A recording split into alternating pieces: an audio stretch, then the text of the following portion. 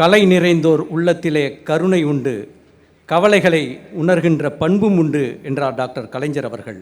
இத்தகைய பெருமையுடைய தமிழ்நாட்டு மண்ணின் கலைகளை சிறப்பு செய்யும் வண்ணம் மதிப்பிற்குரிய தூத்துக்குடி நாடாளுமன்ற உறுப்பினர் அவர்களின் ஆலோசனை வழிகாட்டுதலோடு இயக்குனர் பிரவீன் இசையமைப்பில் சென்னை முதல் கன்னியாகுமரி வரையிலான பல பகுதியிலிருந்து வருகை தந்துள்ள 250 கலைஞர்கள் 10 நாட்களாக இரவு பகலாக உழைத்து நமக்காக இசை நிகழ்ச்சி நடத்த இருக்கின்றார்கள்.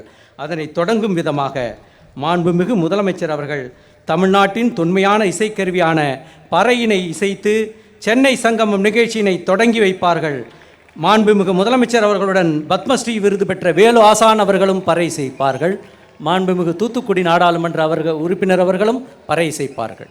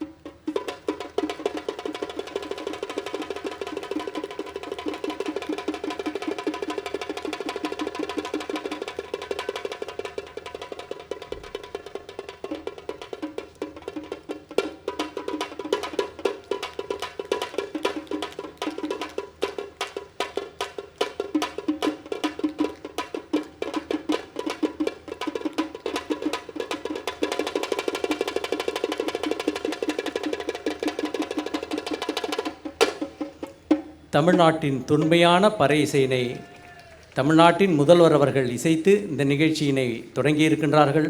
தொடர்ந்து 250 கலைஞர்கள் வழங்குகின்ற மாபெரும் இசை நடன நிகழ்ச்சி தொடங்குகின்றது.